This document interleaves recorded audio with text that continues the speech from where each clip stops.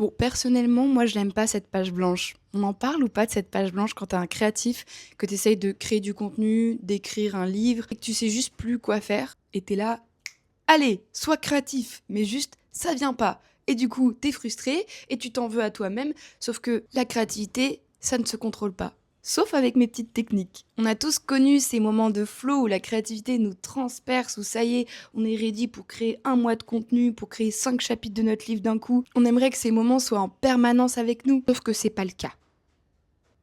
Personnellement, c'est un sujet qui me touche particulièrement puisque là, je suis en voyage solo. Donc, je suis partagée entre profiter de mon voyage et créer mon contenu que je vous partage ici.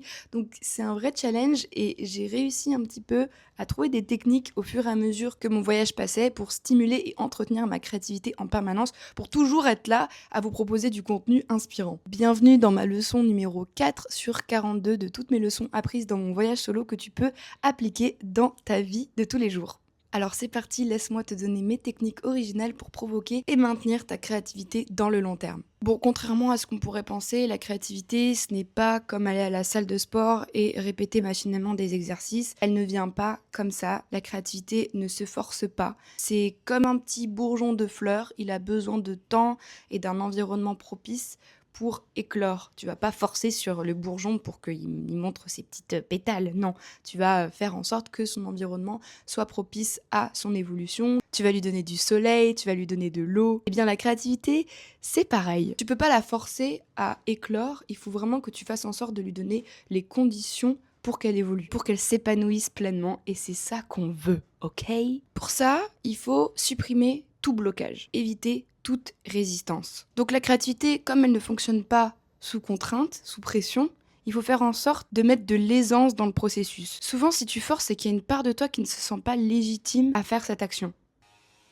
Quand tu prends un enfant qui peint, par exemple, comme si tu voyais un petit enfant qui peignait, enfin, un enfant qui met les mains dans la peinture, il va pas se dire « Ah, mais je ne suis pas légitime à faire ça ». Il va juste faire avec aisance et aucune résistance. Il va pas ne pas se sentir à la hauteur de faire cette tâche. Il a pas ce problème, il va tester, il va se tromper, aussi parce qu'il a un parent qui lui donne cet espace-là, qui lui donne l'espace d'être imparfait. D'où le fait d'accepter d'être imparfait. Aujourd'hui, c'est comme si nous étions notre propre parent et que nous nous foutions une pression monstre à l'idée de faire les choses parfaitement bien. On est un parent qui ne nous autorisons pas à être imparfait, à mettre les mains dans la boue, à tester. Tu m'étonnes qu'après, on est tétanisé et on n'arrive pas à se mettre à faire les choses avec aisance et on se dit, si chaque chose que je dois pondre doit être bien fait et parfait, il faut que je prenne mon temps, que je trouve l'idée parfaite, et du coup on se bloque, et on bloque toute créativité du coup. Elle ne peut pas nous traverser en fait. Si tu brides un enfant, si tu lui fous la pression pour que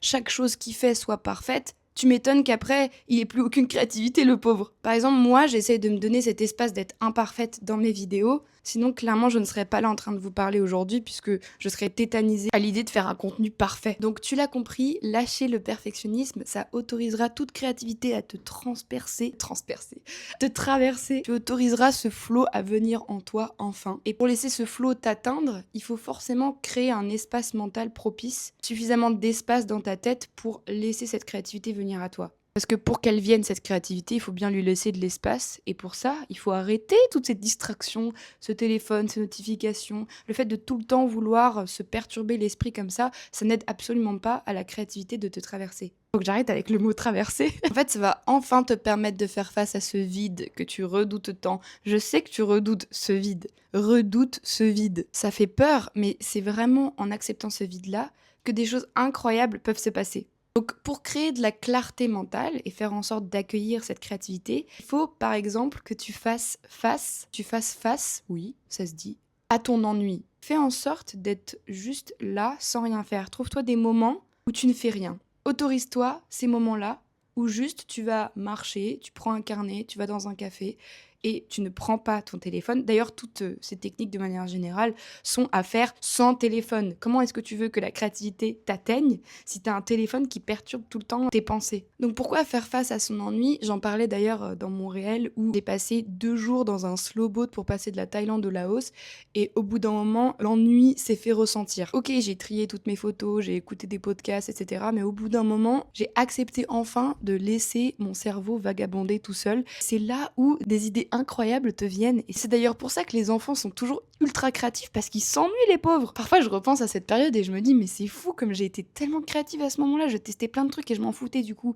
d'être parfaite. Et je testais plein de choses parce que je m'ennuyais. Donc une fois que tu t'es autorisée à faire face à ton ennui, il y a plein d'idées qui vont émerger de tout ça. Surtout, vomis-les sur papier, fais en sorte que tout ça sorte de toi. Ça te permettra encore une fois de faire de l'espace mental et de fluidifier le processus. La créativité arrivera d'autant plus à toi.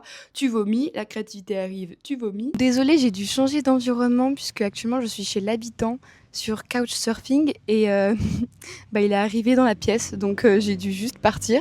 Mais ça fait une très bonne transition par rapport au point suivant. Pour avoir une meilleure clarté mentale, vous pouvez changer d'environnement. Peut-être que vous n'êtes pas dans le bon environnement pour pouvoir être plus créatif. Il y a beaucoup de vent. Par exemple, vous n'avez peut-être pas les bonnes fréquentations ou peut-être que le lieu dans lequel vous êtes, vous le voyez tellement tous les jours que vous n'arrivez pas à avoir des idées qui pop. Donc ce que vous pouvez faire, c'est aller par exemple dans un café ou bien partir un week-end tout seul, aller carrément dans une autre ville ou bien faire un voyage solo comme je le fais actuellement puisque changer d'environnement va vous inspirer, vous allez voir de nouvelles choses et d'un coup les idées vont arriver à vous, vous allez être choqués. Oh, il y a un petit chat. Viens. Regardez le petit chat. Il s'est roulé par terre, c'est trop mignon. Tu veux participer à la vidéo? Bref, maintenant que tu es le king ou la queen de la de la clarté mentale, de la charge mentale, je vais te parler des habitudes que tu pourrais mettre en place pour maintenir cette créativité dans le temps. Il est trop chou. Donc, première habitude, c'est bien beau de parler d'ennui, mais si tu ne le programmes pas dans ton emploi du temps, il va rien se passer. Donc, fais en sorte de te bloquer du temps à un moment de ta journée où tu sais que tu vas respecter ce rendez-vous avec toi-même. Et va marcher, écris, surtout ne prends pas ton téléphone, mais bloque-toi vraiment des moments d'ennui dans ton emploi du temps. À ce moment-là, il y aura sûrement plein d'idées qui vont te venir, donc prends ton téléphone, mais juste pour te faire des audios et balance toutes tes idées ou prends un carnet et écris toutes tes idées. Surtout, il ne faut pas que tu les laisses s'échapper. D'ailleurs, tu le sais sûrement, mais une habitude, ça prend son temps avant de s'installer. Ça prend à peu près 1 mois. Donc, pour vraiment traquer cette habitude, faire en sorte de la faire tous les jours, moi, j'utilise un habit tracker, avec mon super accent, ou bien un tracker d'habitude, tu l'appelles comme tu veux, qui va te permettre vraiment d'observer tout ça. Je le fais à partir de mon Bubule, une sorte de bullet journal pré-rempli, alliant vie pro et perso, où tu organises tes objectifs tout en te concentrant sur ta santé mentale. N'hésite pas à aller regarder ça en bio. D'ailleurs, il y a aussi une version gratuite un peu plus light pour les petits curieux. Ensuite, autre habitude, il y a des petites bêtes qui me grimpent dessus. Fais en sorte de rechercher de l'imprévu dans ton quotidien. J'en ai fait une vidéo si jamais tu veux rentrer un petit peu plus dans les détails sur ce sujet. Mais si ton quotidien il est toujours le même, comment est-ce que tu veux avoir de nouvelles idées? Faut que tu fasses en sorte de faire des choses où tu sors de ta zone de confort, tu te découvres de nouvelles passions, tu rencontres de nouvelles personnes. Ça va te permettre de t'inspirer et donc d'être plus créatif. Tu peux peut-être essayer tous les mois de te poser et de te dire ok, qu'est-ce que je pourrais faire ce mois-ci qui change un petit peu de ce que je fais d'habitude pour sortir de mes sentiers battus afin de m'ouvrir un petit peu plus l'esprit sur ce qui se passe autour de moi. Autre habitude, si vivre te donne de l'inspiration en allant rechercher de l'imprévu, eh bien le contenu que tu vas digérer t'apportera également des sources d'inspiration possibles. Je ne te parle pas bien évidemment de passer ton temps sur ton téléphone à regarder des chatons, enfin ça c'est pas inspirant. Il faut que tu regardes des choses qui font sens pour toi dans ton domaine. Si par exemple tu aimes tricoter, tu peux peut-être regarder du contenu par rapport à ça, l'enregistrer et tester en te disant ok bah là imaginons tu fais un dossier de toutes les choses que tu enregistres sur Instagram ou sur YouTube et tu te dis dans ce dossier tous les mois je vais essayer de faire les choses que j'ai vues dans ces vidéos-là. Ou bien si tu es créateur de contenu, tu regardes des vidéos qui t'inspirent, dès qu'il y a une petite idée qui pop, surtout prends note et classe ces idées-là par dossier. D'ailleurs, ça c'est aussi une habitude à prendre, c'est que dès qu'il y a des choses qui te viennent, les idées, elles arrivent souvent dans les pires moments, quand tu es sous ta douche, etc. Bien, si tu as une note rapide d'accès dans ton téléphone pour noter toutes tes idées, plus tard tu te remercieras parce que ces idées-là seront sûrement des choses qui aboutiront à des projets bien plus grands que tu ne l'imagines.